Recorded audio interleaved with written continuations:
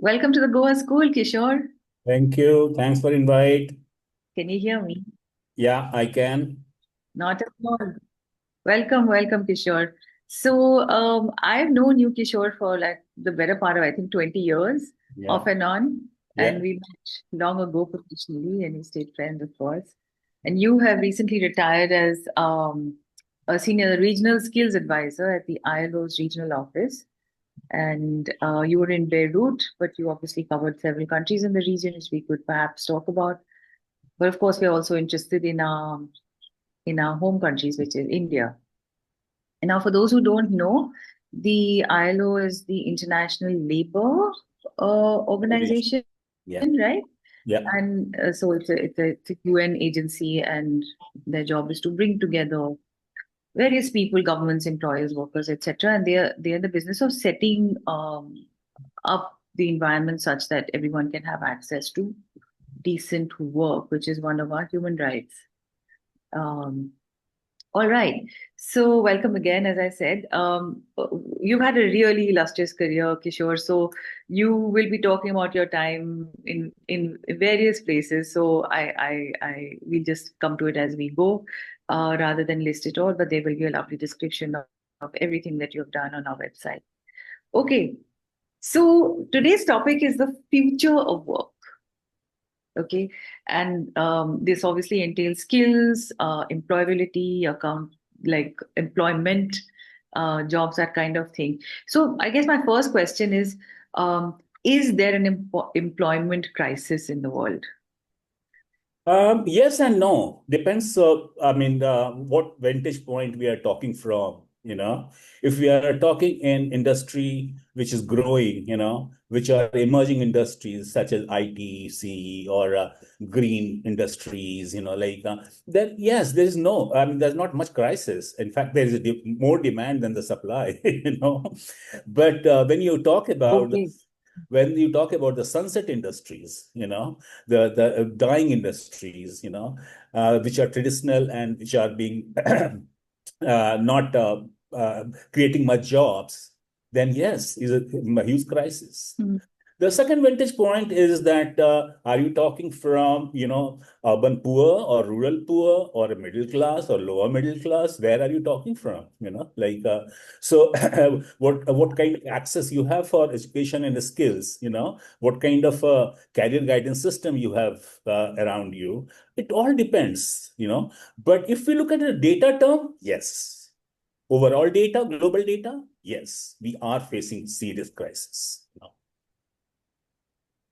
And what data specifically do you mean? So what I'm talking about that, look, the global labor market, the job markets have shown a recovery from the pandemic shock, but progress is uneven in different parts of the world, and for different sections of people. So overall, unemployment rates have declined in many economies, labor participation has, but labor participation has not fully returned to pre-crisis level. The job market has not come, to the level which was there before the crisis. Uh, the trend is that Right. informal employment. Are you, Yeah, sorry, please carry on. Please carry yeah. on. The So trend what? is?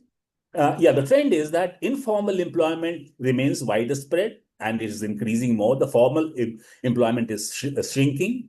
So it's not we talk about future of work, is not what works are coming and not coming, but how we are working is also changing. The job contracts is changing, the social contract is changing. So uh, Very interesting. yeah, and when I'm Tell talking. us more about the social contract, but also, Kishore, I'm very interested. Are you speaking about the whole world as a monolith, or are you talking about the Right, developing world? right. This is Or- a good question. See, I am referring to global trends for the reason that we are living in a globalized village. Just two examples of current tariff situation and the pandemic. In the current tariff situation, from one country, only one country, US. Andhra is saying, where do I send my, fish?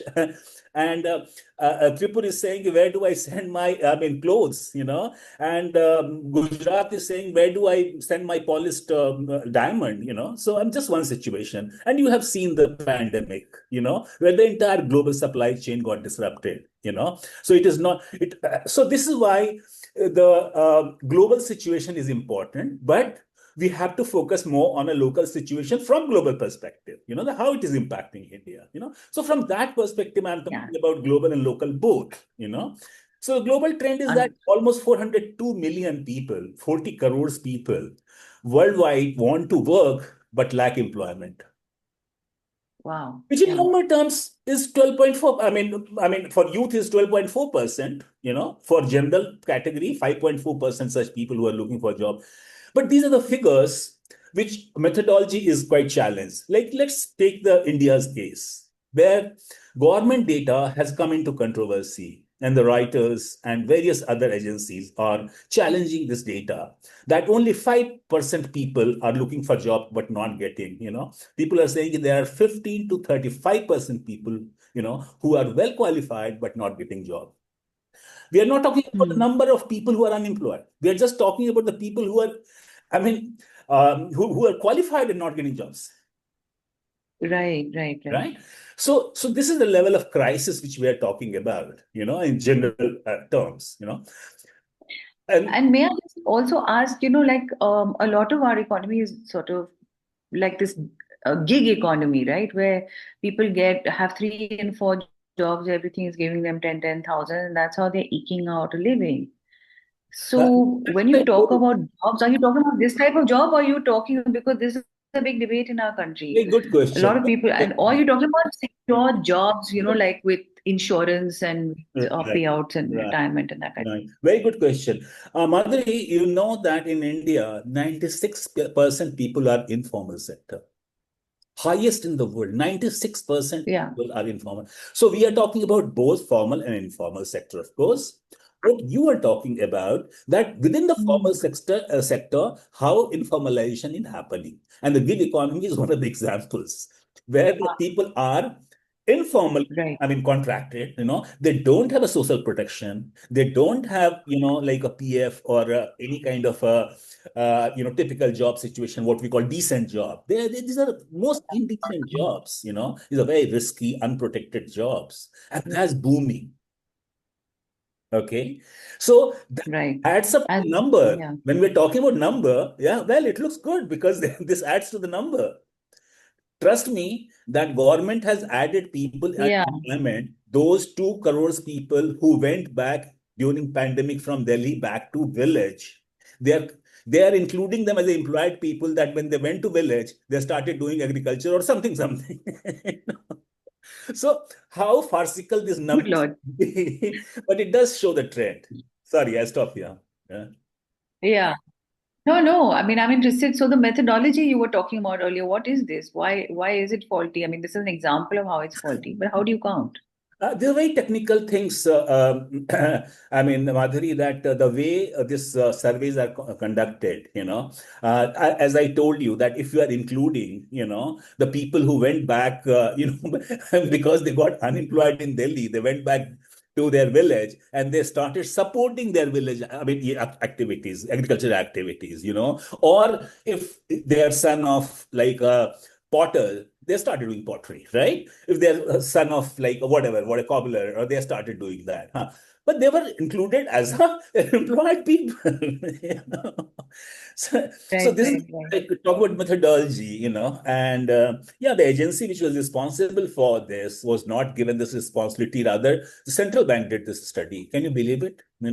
So that's another area of debate where we can't afford to go. But the broad point which we are trying to make is that there is employment crisis, especially for the poor people, especially for the vulnerable, especially for the women, young people. Imagine the national trend is that 5% people are, there's an unemployment rate of 5% people, but for youth is 12%, So similarly, Mm. globally also, these are the kind of trends which you see for women and the youth. And we are not even talking about the other vulnerable people who are persons with disabilities, tribal, migrants, We are just not talking about those people. They were anyway marginal in the employment data, right? So So, much. yeah. So, and Oh, then, and this data, employment data you're saying is something that is approved by our government. It is this central bank study or whatever it was. These true, are okay, interesting. How interesting. Because they're completely different from what the political parties talk about, but true, maybe that's true. beyond the scope of this talk.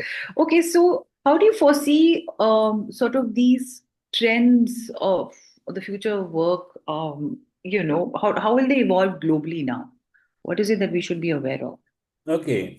So look, I mean, ILO's study, Global Commission for Future of Work, a study in 2019, when ILO became 100 years old organization, that was, I mean, why I'm referring to, because this study is referred by all UN agencies, all governments, that first time one gave a very serious thought about the future of work, and they found that there are four global, drivers of change which are impacting the job market or labor market, whatever we may call.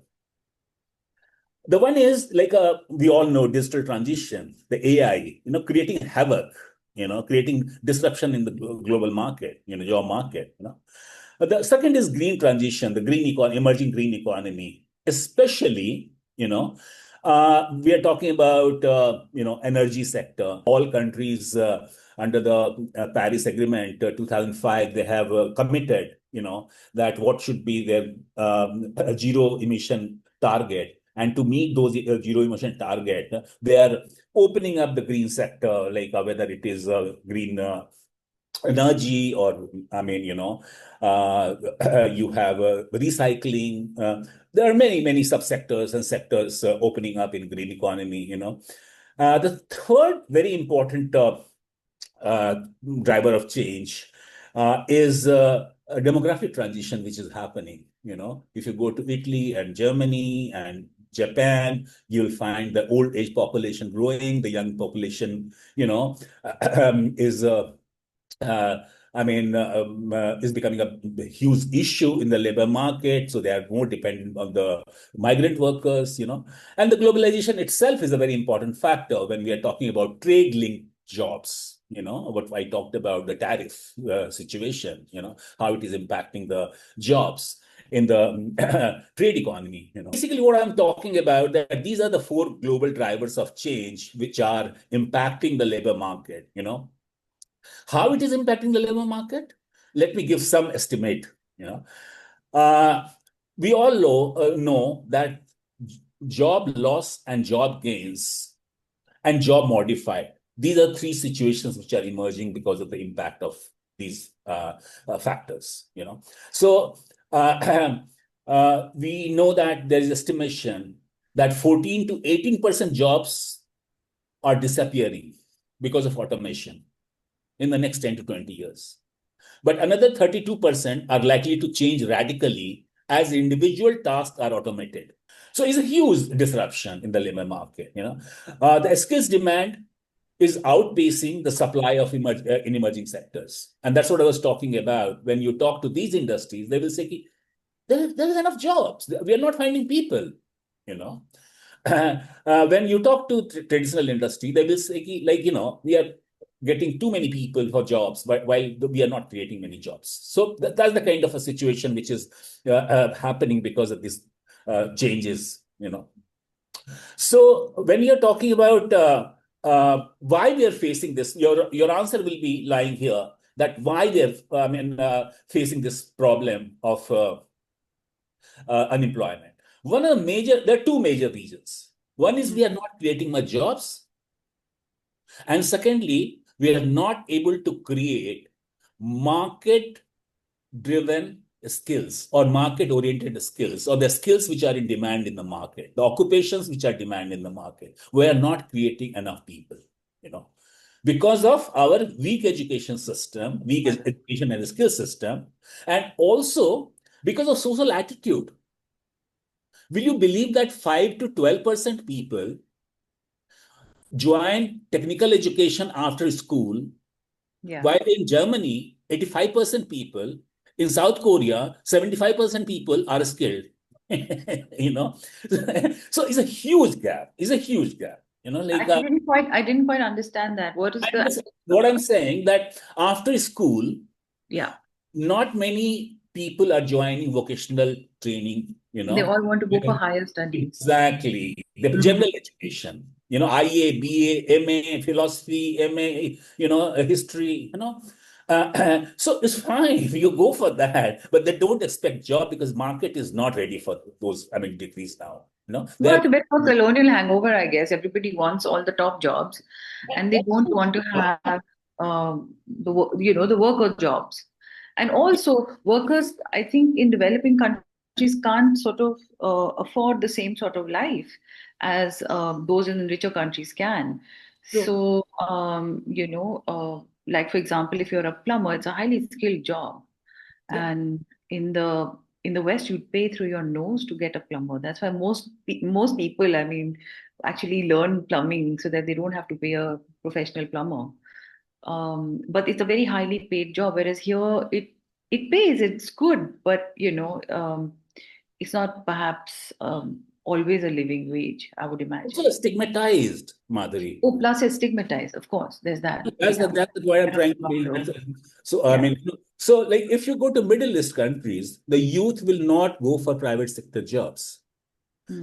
70%, 80% will prefer the government jobs because they're babu jobs, right? Yeah. It's also social attitude. The women can't go for a job where XYZ is not there. So in Jordan, you will find that 70% women are graduate, but only 16% of them are in the labor market. Can you believe it? These figures. Yeah. Well, The I mean, very extreme figures of social attitude, that attitude towards your, choice of career and choice of courses. and So choice that's of who also you want to be in life, right? exactly, Yeah. exactly. Uh, uh, so, So, so yeah, so these are yeah, yes. sorry, did you have more? Hmm. Go ahead. No, no, you were saying something. These are what? No, I think these are the challenges, for in creating a skilled workforce for the demand of the economy. So I said two factors which are Hmm. creating this problem. One is there's not enough jobs which are being created, and another thing, we are not preparing enough skilled workers for the jobs which exist. Skilled work. Yeah, so then So what is the way through this now? I'm I coming to mean, how I'm do you coming to prepare skilled workers that. and Yeah, how? yeah, that's a quite a discussion. But I'm just saying, what are the issues we are facing because of this? We are facing three major issues. There's a skills mismatch. You know, Mm-hmm. your when I answer the question you are asking, it will make more sense when you understand. That what are the issues right now? So there's a major skills mismatch. What does it mean, a skills mismatch? I'm looking for the person. Who has both technical skill as well as soft skills or core skills or whatever we're talking about. But I'm not getting person with the core skills.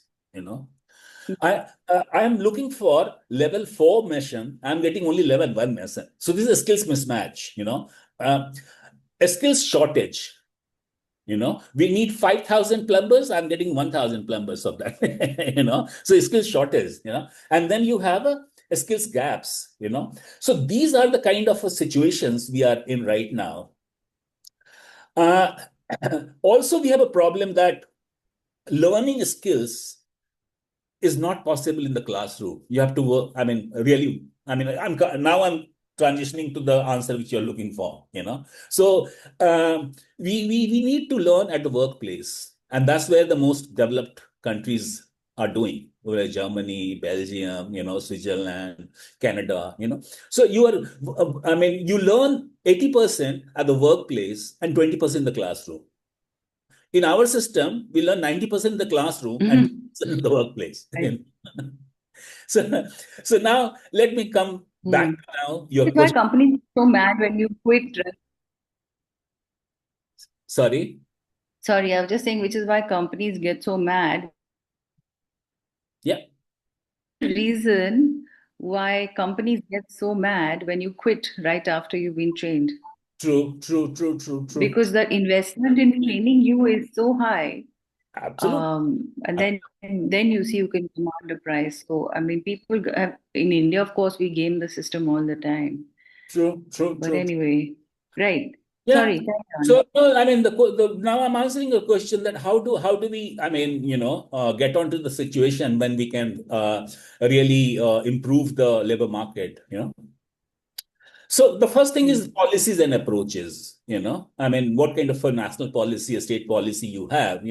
Right now you have NEP, National Education Policy, which is much criticized for many reasons. I don't want to get into that, right now, because the two stupid things which they have done there. One thing is that they have applied that also for general education. This market driven. Oh, So in philosophy, what do I do market driven? In history, what do I do in market driven? The second thing, that policy is very ambitious, very streamlined, everything is very nice. Where is the money to implement it? Where is the capacity to implement it? You know? So my Tibet Institute or my engineering institute is getting same amount of money which I was getting, 2 years back or 3 years back or 10 years back, and they are expecting me to create a skill force which is market oriented. How do I do this? right. so, so these are the challenges we are facing. We don't have a much of a STEM education, what now we call a STEAM education, art, science, technology, mathematics, and arts also to make it then there's not much emphasis on softer skills. There's a changing trend, Madhuri, which you will find that it was not there in our generation, that people are dropping in the mid of the career or early of the career because technology has changed. The occupation is not no more in, demand. Okay, that the automation has, thrown you out, which was not there in our time, Yeah. right? And Can you lots give of, examples of I mean, so suppose you join as a programmer, and the thing which you are programming is being done by AI. right? AI Why are is you taking over a lot. okay? So, so like there are many such jobs where people are dropping out in the middle of the career or in the early career, because technology has changed. And that's why I keep telling all the young people, I said, go for AI, go for AI if you want to be in the labor market. Correct. Yeah, yeah. Yeah. So what's happening that you can uh, deal with this situation by upskilling and reskilling the people. You don't need to throw them out. Invest them because you have invested for 10 years, 15 years in those guys. And just because technology has changed, you're throwing it out. So your investment is also going out. His loyalty, his whatever, or I mean, acceptance in the team and blah, blah, blah. All is going. Yeah. So what you need to do is to upskill and reskill such people. So if suppose I'm talking about a plumber, but the plumbing might not be very lucrative if the green construction is coming, because green construction require different kind of plumbing where there's a less use of water, there's a less use of you rationalize the use of resources, in everything. Okay, you just need to give them 2 weeks, 3 weeks training more. That's all. You don't need to throw them out. Yeah. So it just requires an upgradation, skill Right. upgradation. Okay? So this upskilling and reskilling is becoming a Yeah, exactly. buzzword, and nobody's doing it, and which we call Yeah, lifelong learning, right? So our system is so structured that exactly. if you are 18 to 35 years only, then you can get admission. After 35 years, you can't get admission. Then your certification is an issue. That once time you're certified, you're certified. There's no modular courses, not a stackable kind of a certification that you have. There are 16 or 20, a kind of points you have in one course. You have done 10, credit. You will Yeah, do credits later. Okay. But you get a job, and then after a year, you can do the 10 credits. So that kind of flexibility is missing in our education system. Okay. So this whole micro yeah. credential which we are Totally. talking about is micro credential is not in radar right now. So these are the issues which you're facing. And if you put all these things, then you have a perfect system, you know. If you have, the first thing, what we Yeah, I was just need. going to say the reverse. You just have to reverse it and it's a really good policy. Yeah, Yeah. exactly. So what you need to first and foremost, that you need to know where are the jobs. Okay. So some kind of a skills anticipation or a skills forecasting system is important, which you keep tracking every 6 months, and you inform this to the skills program or education programs, technical education programs. Ki guys, wake up. These have changed. The role has changed. This, particular occupation, these tasks are gone out. The new tasks are coming. So start including those in curriculum, right? So that it requires a very dynamic and Yeah, yeah. agile system. That agility and dynamism is not there, right? The second, you need a very good career guidance system. Now you have information that which jobs are in demand, which skills are in demand, which competencies are in demand. With these three information, if I'm looking for a job, I should be guided. Okay, let me map your skills. What are your skills? What are your aspiration? My aspiration is this, my skills are. Okay, so these are the skills gaps you have, and you need to do these courses in these Right. sectors. There are jobs, right?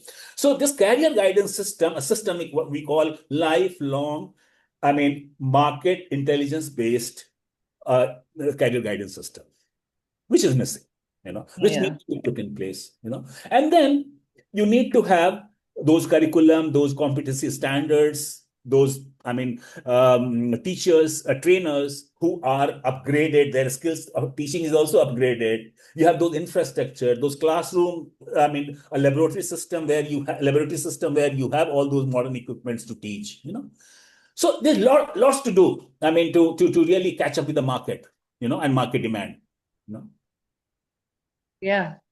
Does So that let answer? me ask you at this point, because Yeah. we've touched on it a couple of times, but it's really interesting. And it's about AI. Now, for example, the fear is that some guy who's a doctor, right? So he's been saying that, okay, my power of diagnosis can be improved like 6 or 7 times if I use AI, et cetera, et cetera. And then the people who argue on the other side say, but AI system cannot replace a doctor, the human touch, the care, the all that. But now they're making robots that have out of silicon, even the fingers are heated to the human person's temperature, so the like if it's an old person, he won't even know it's a robot, right? And I was just thinking that is it really going to take over most of the menial jobs? Because then this whole thing about why nobody wants to be a plumber or nobody wants to clean soap pits, you just give those jobs to robots. No, is it a good thing, a bad thing? What should we think about it? So, you must read this book Nexus by Hariri, who has written this, You uh, will know. this is the Yeah. Sapiens, and Right. So, I think that's the best book I have read on AI, to be honest, that Okay. is not any technology, is a technology which can disturb or upset, the order, of the Yeah. society and the policy choices. The worst thing is it can change because they can't think on their own, but they have a capacity to disrupt it. In UAE, they have a minister of AI. Trust me, digital Mm. AI minister, a state level minister. Yeah, And yeah. what they're doing right now, this minister is developing a policy. Okay, because AI also requires a revisit of your, regulatory system because it disturbs all the regulatory system. Because that's not a country specific. It doesn't have a border. So they are tightening their regulatory system, and they are using AI to develop the policy. So 7 different chats, it could be, it could be Chat GPT, it could be Grok, it could be like others. Huh? They are debating among themselves. And the finding is that they can be 70% on track. When you are asking that whether it's good or bad, no technology is good and bad unless our intention is good and is good and bad. We have to make a choice of that. Okay, technology is technology, except AI. AI is quite like, is a beyond technology. There's an exception. But other technologies, it depends how do you use it. You have a knife, you can kill people, you can cut I mean, good things for social work. So it depends how do you use the technology and what And purpose. going. you know. Yeah. So that's the answer. Yeah. Okay, so this is probably an endless bit of discussion because, I mean, until we don't actually have rules to limit the way AI works or ethical guidelines, which is, I think, what the world Yeah. is working on or has True. been, And regulation. then we have Very to park that for a bit and see what it. So let's just move on to, yeah, let's just quickly move on to a couple more to know while we still have time. So one is, what would you recommend for organizing on youth employment and especially, in Goa, also in other places in India, and also, how can students make themselves more um, sort of more suitable for to join jobs in the productive sector? true. So whatever we have discussed, Madhuri, need to be translated into action at the local level. We cannot expect the government to do everything, and everything becomes hunky dory because of that. So the efforts which we can make, and the organizations which are working there, depends which organization we are talking about: government organization, private organization, NGO, whoever it is. But first thing they have to do to find where are the jobs, they have to map it out. What we call a skills forecasting, what we call a skills assessment. There are different names for that. But basically finding, when we're talking about jobs, means which occupations are in demand. In those occupations, what are the competencies which are required, right? And third, what are the Mm. skills required for meet those competency? Okay. Occupation level Mm. also, plumber level 1, level 2, level 3, programmer level 1, level 2, level 3. You have to find the very specific. This is what we are not doing, and very few countries are doing. Canada is doing very well. Many countries have tried, but it's very, resource intensive. Once you have this data, then you are encouraging students, to come to your career guidance, or you're connecting them with the organization or online career guidance system. Mm. There are online employment services system also. Okay. Yeah. What will they do? They will, again, as I said, they will say what skills you have. They will give you some questions, the standard questions. You fill it up. It will tell you that these are the skills which you have. And then they will ask, what are your aspiration? What do you want to be in your life? Then you say that, and then say, okay, these are the skills which you need to add. These are the skills which you need to upgrade, and these are the sectors and occupations you should try for. Right. Okay. Third important thing is that examine those occupations which you have identified, whether those occupations have the right curriculum, whether those curriculum has been approved by the industry, the relevant, sector people, if they have been part of the curriculum development itself or competency development system itself. Mm. Otherwise, competency, when we say competency, means the competency required by the industry. Okay. Right. Right. So in plumber, they require competency that they should know A, B, C, D, E, F to become a plumber. Okay. And then what skills do they need? So these, curriculums are, done or not, whether there are teachers who can teach these upgraded curriculums or not, and then they can connect with the training institutions who have these courses, who are providing competency-based training, through work-based learning, engaging the industry into curriculum development and training process, as well as in certification process. When industries say he is competent or she is competent, then you can't say you will not give job. So if you engage them in certification process as well, it's an ideal situation. And many countries do that. And then provide post-training support. Okay. More employable skills: how to make CV, how to appear in an interview, how to give a good interview, how to develop social skills, softer skills. And help them in job placement. But you can't have a job placement system unless you know that where are the vacancies. it would be remiss of me to not personal experiences because this is what our fellows love. So tell us something about your various and um, and also like how you got maybe some personal insight into some of these issues as you were traveling. Yeah, see, I was in Bangladesh. Maybe in reference to yourself even. Yeah. See, I was in Bangladesh working for UNDP, and my job was to improve the condition of the slum people and slum youth, So I was struggling. I was really struggling how to really help them to get a right job, right enterprises, right kind of, I mean, I was clueless, to be honest. I was really struggling and I was not finding a right organization to do that.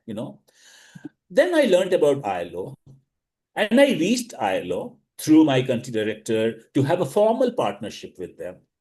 And we engaged them in doing this market assessment study, and also the market assessment for entrepreneurs.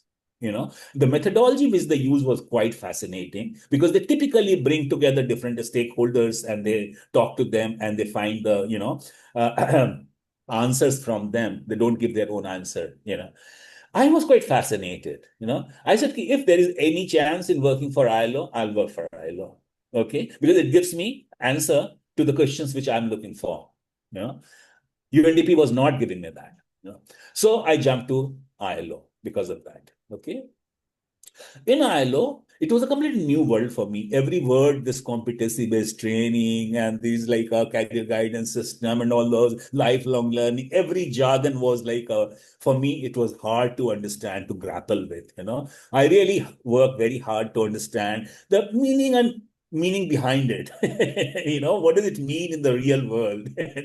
Is there any learning system in place, or we are just talking about in the training guidance and the knowledge products? So that's my personal anecdote where I really liked working with ILO because it gave me long. The challenges I faced, that lot of good things which I'm talking about when we started implementing, because I led a very big programs, skills programs in Bangladesh, and we were a pioneer in Bangladesh. During the evaluation, the CEO of National Skills Development Authority said that we were, traveling on the bullock cart and ILO gave us a lift. So we just lifted ourselves. So that's the kind of a Right. solution which, we gave one a policy solution, system solution, so we helped them to come up with this uh, National Skills Development Policy. And then National Skills Development Authority, we set up an institution with one chair, one chairman, and two clerks, a one room office, and which is now the premier institution, of the skill world and referred as a best practice globally. Okay, in Bangladesh. In the third Excellent. world Yeah. countries, you will find Yeah. that Bangladesh has a more advanced skill system. Uh, all the expenses which we're doing from our project, we had challenge that government to start investing it. It took 10 years, 11 years Yeah. to get even 40%, 50% funding from government, which is a very huge portion. 40, 50% is a very big portion. So we created a skills awareness program, and government, that by then I had left Bangladesh, but I heard and I was communicated, even the minister congratulated me like indirectly through my staff, that they have adopted that system and they're investing every penny in that. We had invested almost half a Excellent. million dollars, in that program, which was a big burden for us. So yeah, so that has been a kind of a reception. Middle East has been quite a challenge, as you know, the challenging situation there. Lebanon was a challenge. Like the Saudi Arabia was a good example. Where we invested a lot. We are still continue to invest. Where minister told my regional director that he needs me there in his office. So he was told that I have to take care of 10 more countries there. You have a The, post-retirement plan. yeah, no, after Yeah. retirement, No, back to well, me. I mean, these are interesting stories. Yeah. So yeah, I mean, Oh dear. it's very Anyway, challenging. but now, of course, I know, Sorry. I'm just saying that, when you actually live through these experiences, you probably have a lot of stories to tell. So Mm. I'll wrap and say thank you, and also say that if our fellows would like to call you, I hope that is Sure, sure, sure. them I'll be in happy. touch. It's the fun That of the if they dialogue. have any questions or Sure, want to have a bit of a dialogue. Kishore is based in Delhi. So those fellows who are already in Delhi, that's a good thing. But we have technology today, so you can sure. call him or speak to him anytime, I guess. Yeah. We can also meet. So thank You you are- so much, Kishore. It's been a very, very fascinating talk. We can Thank you. also meet. Yes, Yes. exactly. And you must come to one of our Goa School gatherings next. Sure. I'd love to. I come anyway every year with the family, as you know. All the best. Thank you. Thank you, Yeah, Madhuri. thank you so much. Bye.